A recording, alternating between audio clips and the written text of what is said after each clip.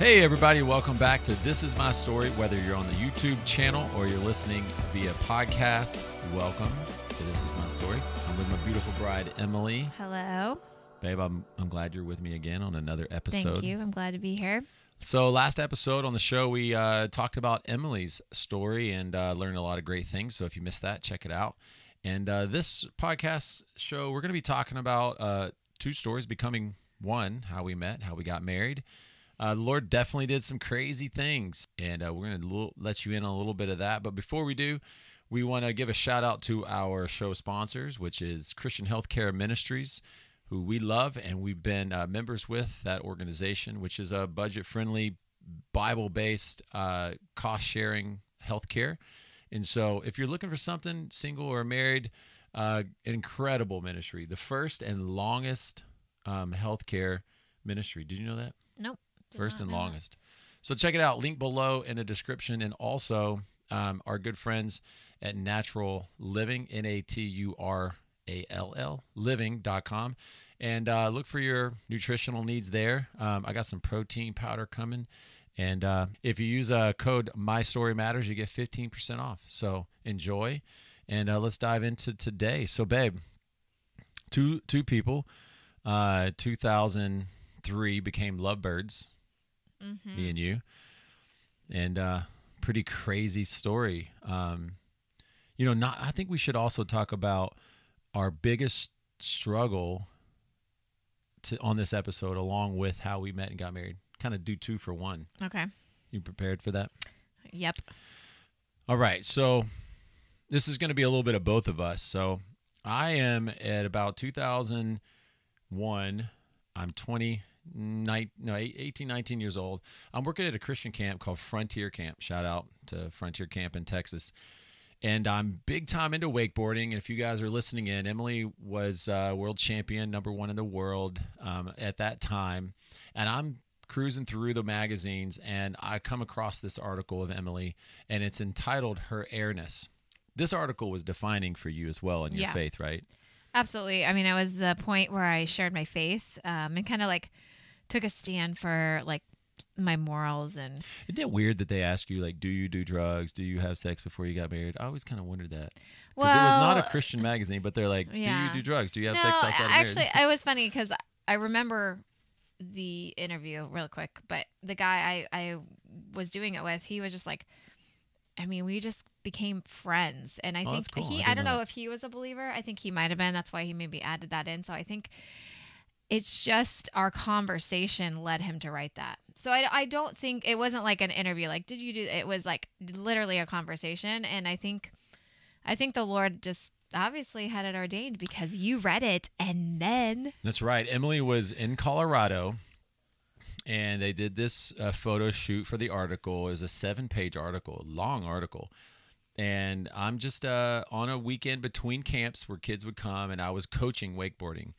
And I'd learned to flip at that point, which I was like, I thought I was cool, learning to flip. But so I'm following a lot of the guy wakeboarders who I looked up to, and they were, winning and really cool. And so I was into it.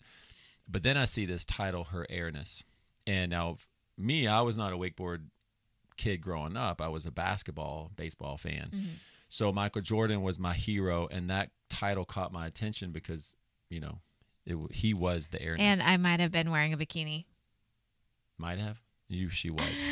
It was yellow. He remembers the color. Well, it was just beautiful. It was just the mountains in the background. Emily standing up there, really kind of like a one of those superhero women type deal with the pose that they had to do, just like strong. And so anyway, I read the article. I'm by myself in the office at some point, and then another person comes in, and I finish the article midway through. I shout out to this other guy in the office, like, dude, I'm going to marry this girl. And I turn the magazine around, I show the cover of the article of Emily, and he goes, dude, you're never going to meet that girl, let alone marry her. And I'm like, well. And so, of course, I didn't jump on Twitter because it was 2001. We didn't have Twitter back then. But I kept the magazine and went back to college that year. And I went back to the same camp the following summer. And then the next fall, I was having lunch in the cafeteria, Chick-fil-A, I think, which was cool. We had Chick-fil-A in college on campus. Either way, there's a girl there. Her name was Janie Joe, and she was cute. I thought she was cute. That's why he sat by her. Well, I had some mutual friends. She was a transfer student, so she just came to that school, that college, for one semester. I always thank her because she introduced me to Emily.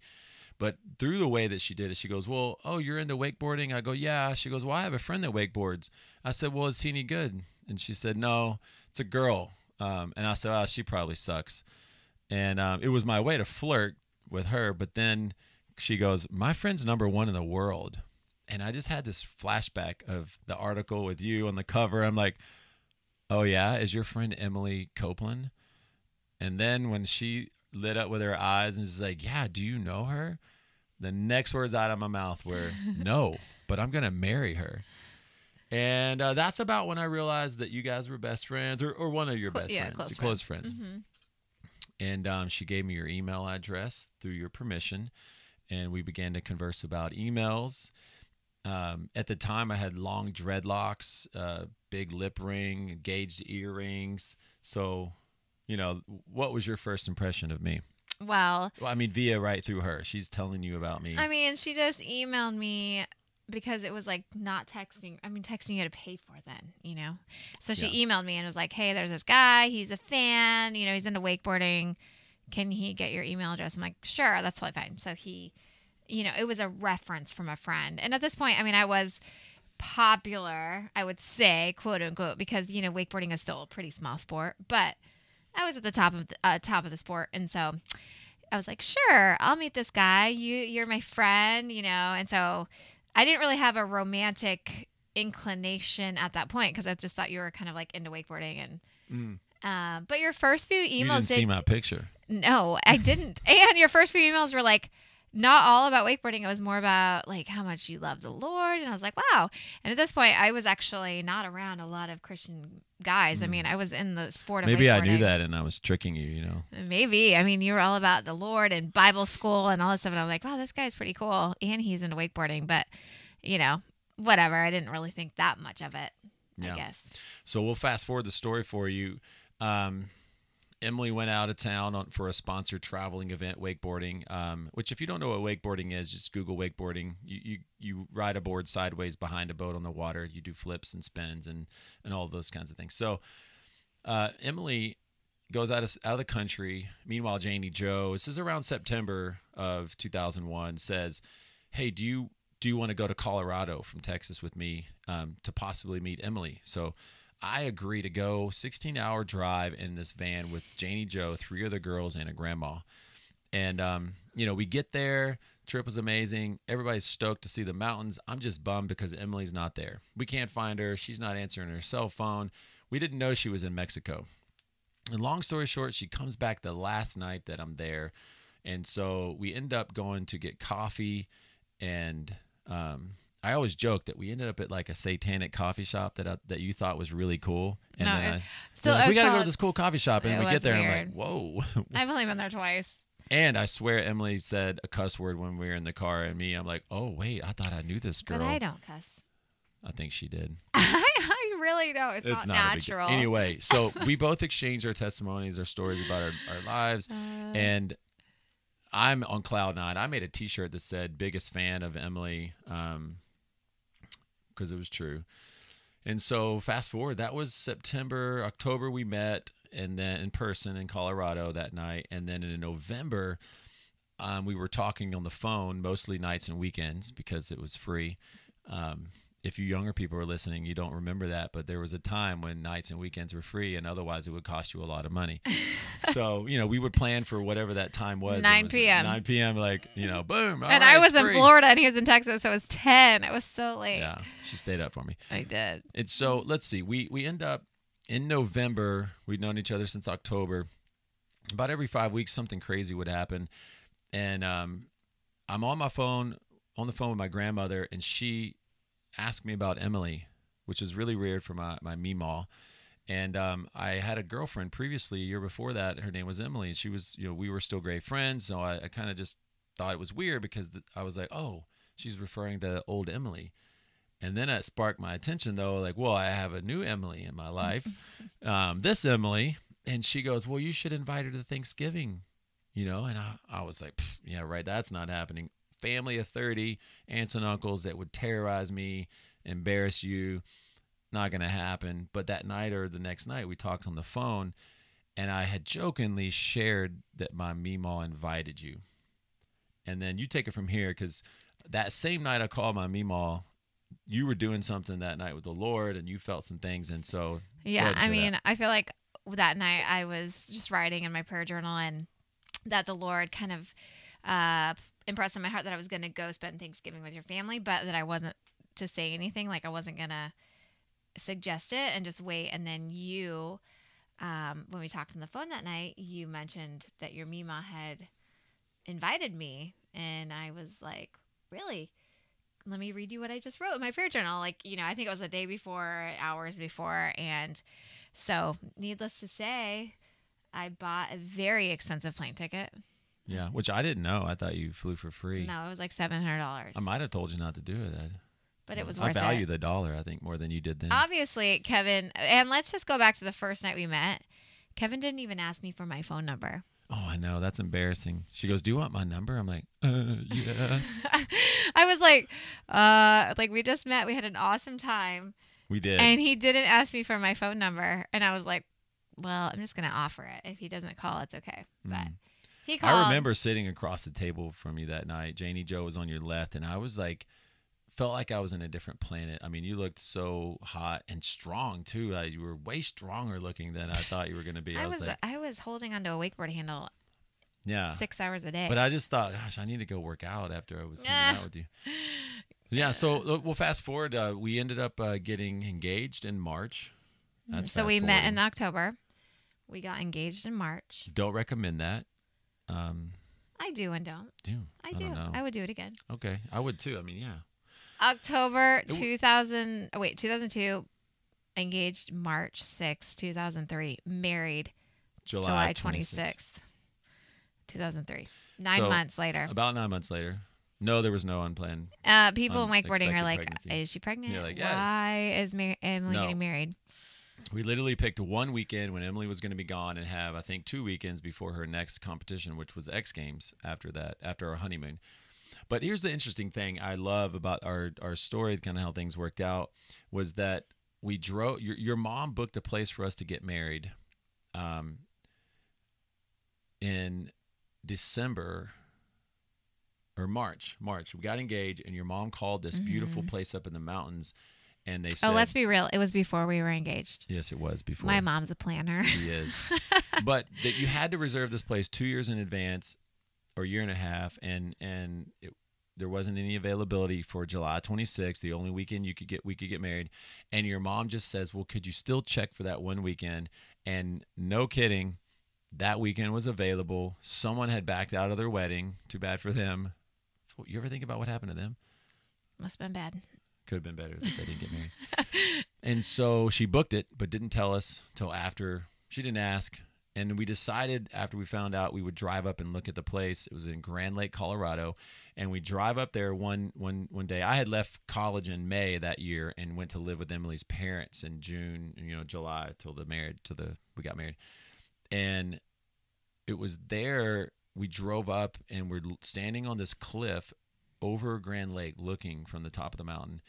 And I think you just nonchalantly said this without knowing, but you said, this is the lake I was wakeboarding on when you saw me in that article. And so I went back and got the article in the magazine, and in the background you can see the mountain where we ended up getting married at. And so during our wedding ceremony, we had some time where we just sort of went and stood on the edge of the cliff together, turned around, looked over the lake, thank God for that article, the way things just happened and how we came to be. And that's it. That's kind of our story. Mm-hmm. And kind of how do we move from here into like other people hearing this? Because I think it's a great story. I love our story. But what I don't want people to think is they hear this and then they just go, well, that's amazing. That's great for you. Maybe they get inspired. Yeah. But what if they feel more like,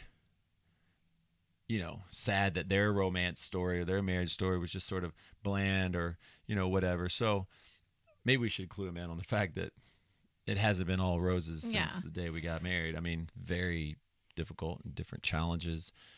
And, but yeah, that's our marriage story. So down below in the comments, we'd love to hear your story, because what God does in our lives, he puts people together so that we could represent who God is in our lives.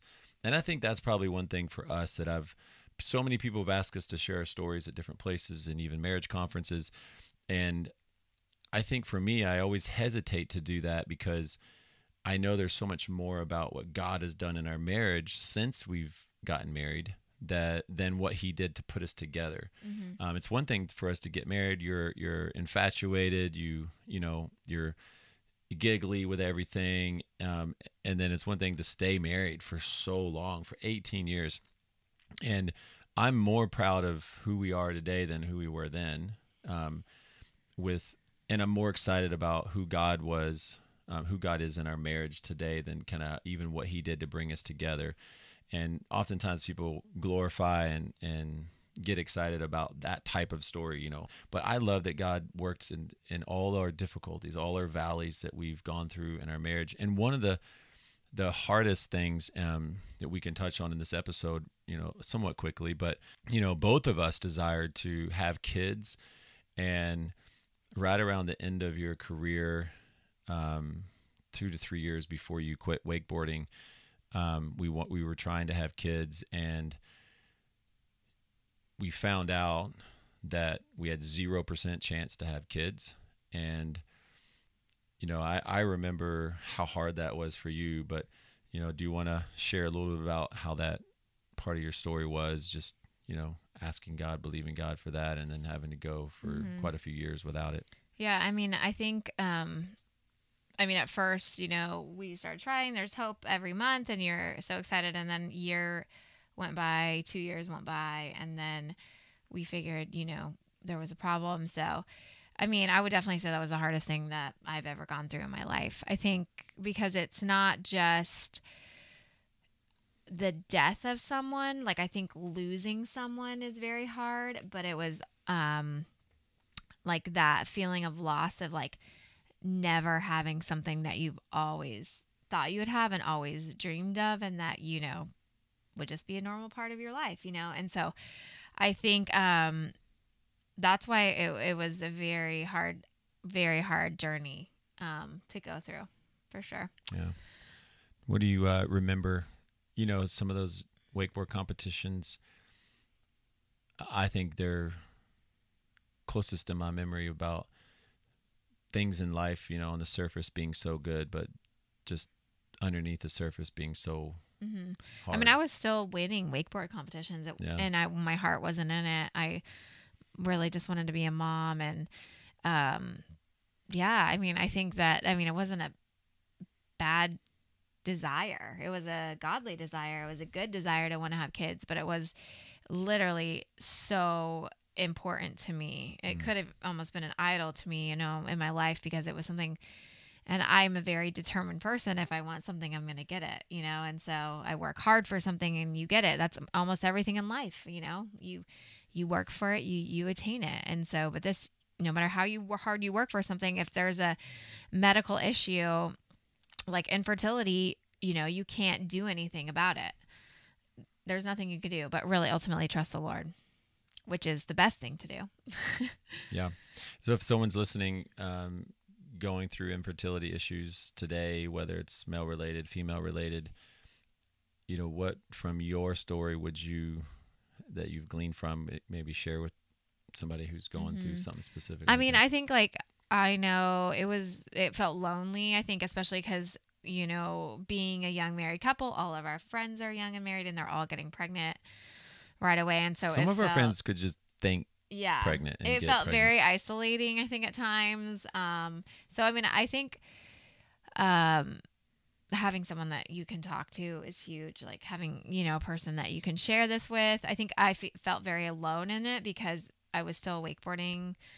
I still had, sponsors So it wasn't something that I could like share. I don't know if I would have shared it, but it was very secretive because we didn't really want anyone to know. Being a female athlete, you have to like, that's one thing that I don't really like about female athletics is that they give you a hard time if you get pregnant, because I mean, it is about a year of time that you're out.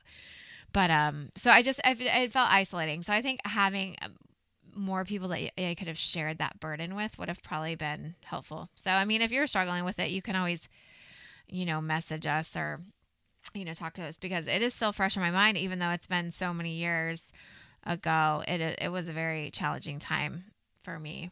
So yeah, and for some people that are maybe not relating to infertility, I think they can relate to the idea that you want something so bad, and you it can be a good thing, but then it seems like God isn't hearing your prayer. Mm-hmm. It seems like it's not fair. Is this something I did? You begin to play these things out. What would you say to someone that's listening? It's maybe it's you're waiting to meet your spouse, and that hasn't happened, and you're single, or maybe it's it could be infertility, but maybe it's you haven't gotten a job. Maybe you've been working a hard job that's not paying you what you hope, or you just got laid off, and you're kind of asking the question I think you asked often is, God, mm-hmm. where are you in this?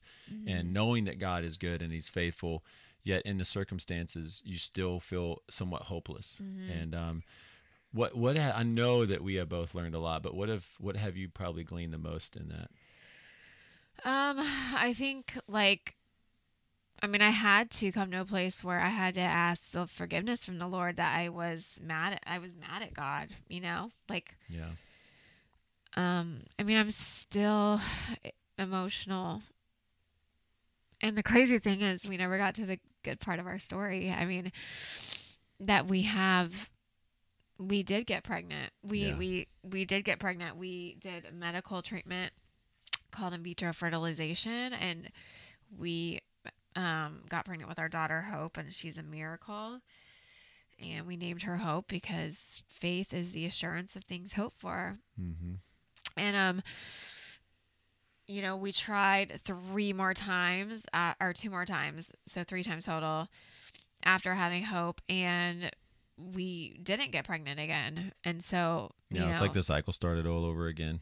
That was hard. And I think I grieved in a way. I haven't really lost someone close to me, like a parent or a really close friend, but I understand grieving in a way because of grieving that loss of being able to carry a child in my womb again. And I think it was hard. So anyway, yeah. But this is real. It's real life, but God brought us to a place of being ready to accept Noah, which is our adoptive story. And Noah James is our baby boy, not a baby anyway, but he is 7 and he's a joy. He's a gift. And if we wouldn't have gone through what we went through, we might not have gotten to a place where we would have thought of adopting. Yeah. So. Yeah, I think that's going to be a whole another podcast, huh? Maybe.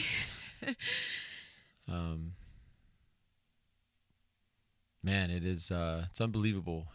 Sometimes looking back on our journey, the way that I expected my life to play out with, in regards to children, was I wanted twin boys and a girl. And, medically we found out it was me, that I couldn't give us kids. And so I went through a period of time of just not feeling, the blame of everything, feeling the blame and not feeling adequate, not feeling, basically it was all my fault. And, it was such a challenging time. And now to look at our lives and to see Hope is 11 years old and Noah is 7, how the Lord created these circumstances. And gave us these two beautiful children that are like the most amazing things in our lives. And so if you want to hear a little bit more about hope and the journey with in vitro, we could do a second round of our story in terms of our pregnancy and give you some tips. We did in vitro in Europe, so saved about $30,000. And then just the way the Lord orchestrated our adoption with Noah. And it was a difficult journey to get to the place. But then once we got to the place of adoption, the way the Lord brought about this mom and dad who were pregnant and brought them into our lives, and an extended family we have with them now just is an amazing story. So if you want to hear about that in another episode, just please comment down below and on the YouTube or on the podcast, and just let us know, because we generally want to create community with each of you about our stories and about your stories. So if you're struggling with infertility, or you resonate with the idea that you kind of want to know, God, where are you at in the story, message us below. We'd love to hear from you, and any way that we can minister and serve you and point you and connect God to you, then that's our desire for you. So I think that's a wrap for this episode, and thanks for sharing, babe. Yeah. You're welcome. All right, guys. Till next time, blessings.